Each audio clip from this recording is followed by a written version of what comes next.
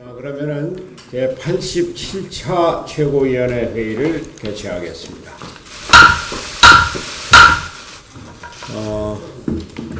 세 분 최고위원은 오늘도 안 나오셨고, 권은희 최고위원은 눈에 다각기가 나서 지금 여기 의원회관에는 와 있는데 여기 참석하기가 좀 그렇다고 합니다. 여러분들께서는 양해해 주시기 바랍니다. 오늘 의견사항은 없기 때문에 결론을 넣겠습니다. 지난 20일 김홍일 전 의원이 작고하셨다는 비보가 전해졌습니다. 삼가 애도를 표합니다. 고인은 김대중 대통령과 함께 군부독재에 저항하다가 고문의 후유증으로 일생을 고생을 하시다가 돌아가셨습니다. 고인의 명복을 빌면서 유가족에게 심심한 위로의 말씀을 전합니다. 아울러 한 달 전부터 건강이 악화되어 입원 중인 것으로 알려진 이희호 여사께서도 쾌차하시기를 기원합니다. 저는 최고회의를 마치고 곧바로 세브란스 병원에 가서 문상을 드리겠습니다. 당의 내용이 계속되고 있습니다. 당의 대표로서 다시 한번 당원과 국민 여러분께 송구스럽다는 말씀을 드립니다. 저는 대표직에 연연하지 않습니다. 바른미래당이 제대로 살아야 중도개혁과 정치 통합의 길이 열리고, 그래서 대한민국의 정치가 발전하리라고 하는 믿음 하나 때문에 이 자리를 지키고 있는 것입니다. 저는 그 믿음 하나로 많은 사람이 반대했음에도 불구하고 바른미래당의 대표에 나섰고, 또 그 믿음으로 당원 여러분과 국민 여러분들이 선택을 해주셨기 때문에 대표로 당선될 수가 있었습니다. 제3의 길, 중도 통합의 길은 반드시 지켜져야 합니다. 87년 체제 이후 30여 년이 넘는 세월 동안 대한민국 정치는 승자독식 양당제에 가로막혀 발전하지 못하고 있습니다. 정치는 이념의 극한 대립과 권력 다툼의 장이 되어왔을 뿐입니다. 진정으로 국민의 민생을 우선으로 하고 대한민국의 미래를 걱정하는 나라를 정치는 부재했다는 것이 국민들의 생각입니다. 그러나 위대한 우리 국민은 위기 때마다 정치의 변화를 가장 먼저 주동해 왔습니다. 지난 20대 총선에서 양당 정치를 단호히 거부하고 다당제의 소중한 짝을 띄워주신 것이 바로 우리 국민입니다. 다당제와 중도개혁의 길을 지켜나갈 바른미래당의 의무가 여기에 있는 것입니다. 우리 국민은 거대 양당의 이념정치와 구태정치에 지칠 대로 지쳤습니다. 제3의 길을 찾아 새로운 정치를 펼쳐나가기를 열망하고 있습니다. 그러기에 바른미래당이 중도 통합의 길을 지켜야 하는 것입니다.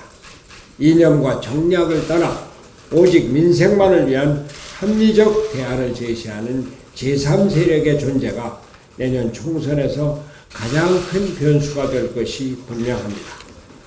30여 년 동안 계속되어 온 거대 양당제의 정치 구도가 중도 통합 정치, 바른미래당에 의해 정원을 구하게 될 것입니다. 다시 한번요. 30여 년 동안 계속되어 온 거대 양당제의 정치 구도가 중도 통합 정당 바른미래당에 의해 정원을 구하게 될 것입니다. 제3세력에 의해 정치의 구조가 개혁되고 민주주의가 발전할 것입니다.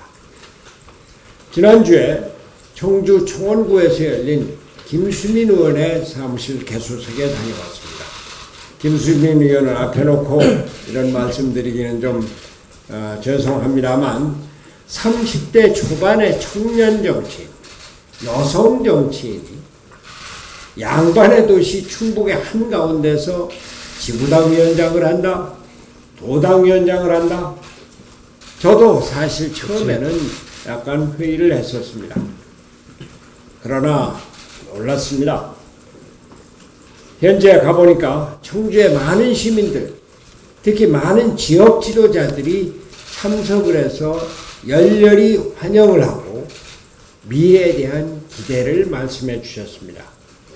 김수민 의원에 대한 기대가 크다는 것을 그대로 느꼈습니다. 저는 실제로 이러면은 내년 총선에 김수민 의원이 현역 현지 의원으로 당선될 것 같다, 이런 느낌이 확 들어왔습니다. 그렇습니다. 김수민 의원이 자신감이 청주를 바꾸기 시작한 것입니다. 청주와 한국 정치 미래에 대한 희망을 보았습니다. 바른미래당의 좌표와 역할에 대한 사명감이 그 원천이었습니다. 국민이 원하는 길, 제3의 길을 청주에서부터 찾겠다는 사명감과 이길 수 있다는 자신감이 청주에서 김수민 의원을 만들고 있는 것입니다. 하면 됩니다. 자신을 갖고 사명감을 완수하려고 하면 안 될 일이 없습니다. 바른미래당이 이긴다고 자신을 가지면 다 잘 될 것입니다. 총선이 이제 1년도 남지 않았습니다. 내년 총선 걱정 다 이해합니다. 그러나 지금 적대적 공생관계인 민주당과 자유한국당의 행태를 보십시오. 이 두 정당 내년에 반드시 국민의 심판을 받게 될 것입니다. 문재인 정부와 더불어민주당은 경제 실패, 안보 실패, 인사 실패, 사회 통합 실패로 국민의 준엄한 심판을 면할 길이 없습니다. 또한 국회의원과 당직자들이 역사를 거부하는 막말을 하고 당의 대표가 장애 집회에 나가서 대통령을 김정은 대변인이라고 막말하는 자유한국당, 국민들로부터 철저하게 외면당할 것입니다. 수십 년간 총선을 봤습니다만 단 한 번도 예상대로 결과가 나온 적이 없습니다. 항상 이변의 역사였습니다. 내년에는 역사상 가장 높은 결과가, 놀라운 결과가 나올 것입니다. 국민을 믿어야 합니다. 자신의 정치적 미래만 계산하는 정치가 아니라 대한민국의 미래를 위한 진정성을 보여준다면 국민들은 언제든 바른미래당을 지지할 준비가 되어 있습니다. 다시 한번 간곡하게 부탁드립니다. 지금은 분열할 때가 아니라 단결할 때입니다. 싸울 때가 아니라 서로 격려할 때입니다. 차이를 말할 때가 아니라 함께하는 이유를 말할 때입니다. 이렇게 중요한 역사적 사명을 가진 바른미래당이 이제 와서 다른 당과 통합을 한다? 있을 수 없는 일입니다. 한쪽에서는 자유한국당과 보수 통합을 해서 민주당과 1대1로 맞서야 한다는 생각을 하고 있는 분들이 분명히 있습니다. 그걸 손학규가 맡고 있으니 손학규를 내몰아야 한다, 바로 이런 겁니다. 지금 자유한국당의 수구적이고 퇴행적인 모습을 보면서도 그런 주장을 하는 이유는 나라 걱정은 없고 오로지 자신의 당선만을 걱정하기 때문입니다. 그렇다고 당선이 되느냐? 아닙니다. 탄핵에 대한 반성을 고사하고 수십 년 전으로 돌아간 시대착오적인 자유한국당과 무슨 보수 통합을 하겠다, 이런 얘기를 합니까? 개혁 보수를 하겠다고 새누리당을 나온 분들이 그때보다 훨씬 더 퇴행적인 자유한국당과 손잡을 수 있습니까? 절대 있을 수 없는 일입니다. 그렇다고 다른 한쪽에서는 자칫 호남당으로 의심받을 만한 제3지대 통합을 주장하는 분들도 계십니다.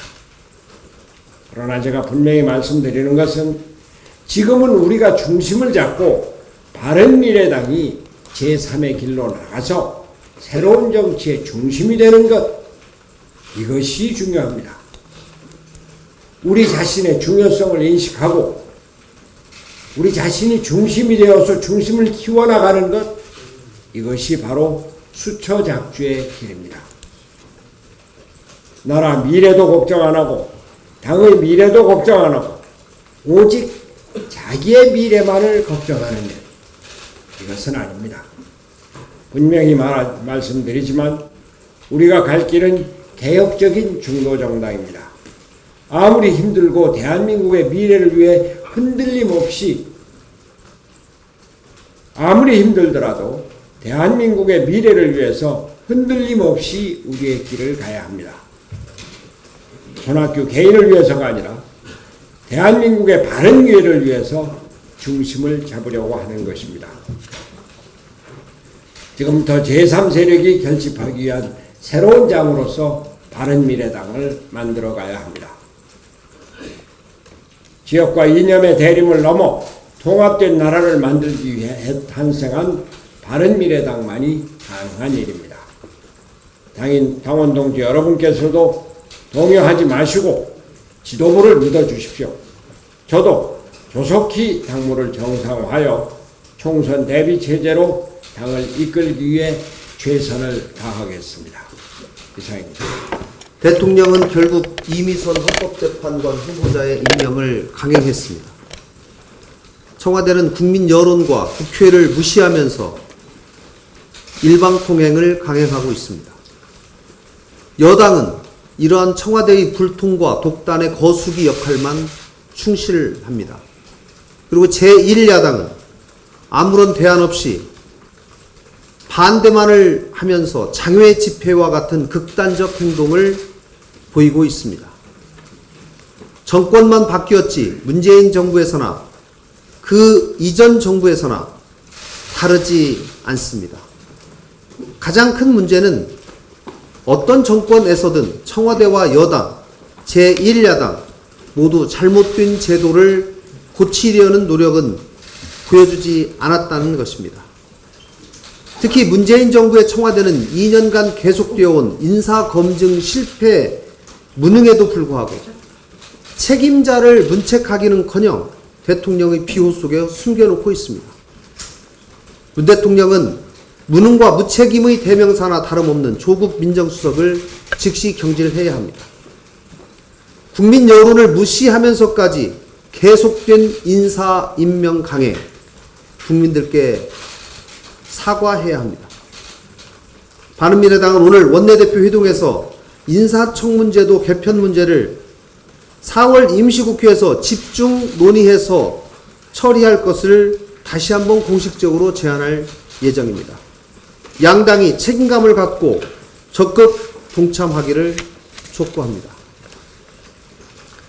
지난 19일 자유한국당은 많은 국민들에게서 공분을 샀던 5.18 망언 당사자들에 대한 징계를 내렸습니다.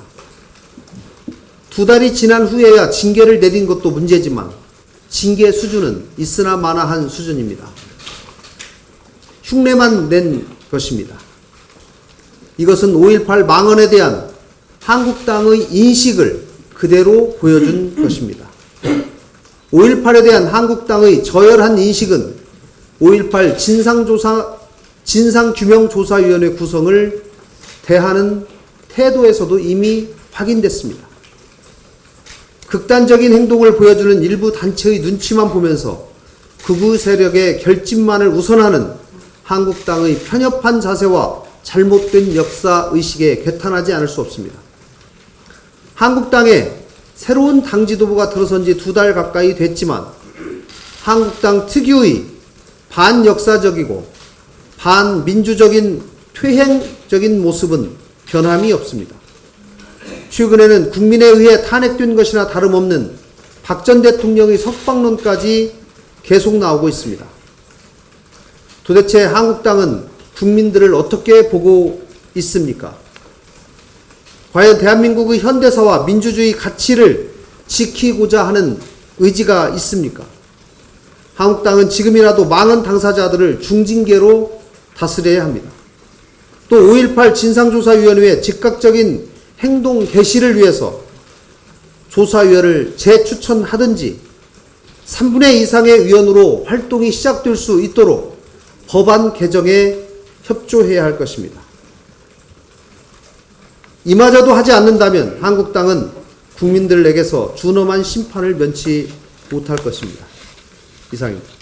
정부 여당의 미래에 대한 책임감이 보이지 않습니다. 지난 3월 택시와 카풀 사회적 대타협 기구가 대타협을 이룬 것처럼 보도가 되었지만 현장에서 극심한 갈등은 계속되고 있습니다.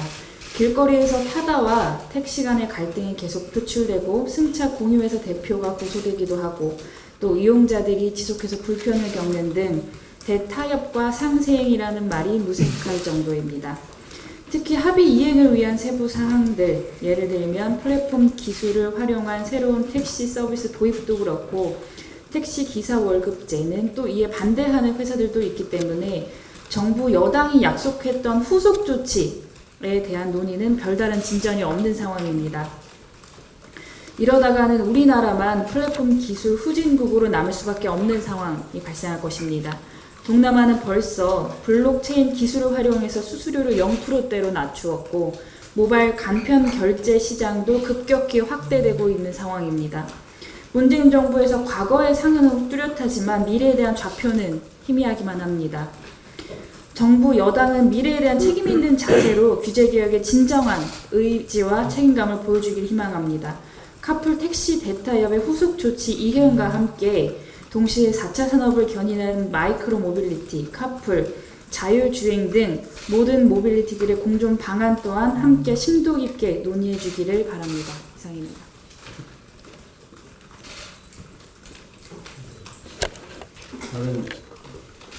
저는 공개적인 발언에 다른 게 없으면 내일 비공개로 전환하겠습니다.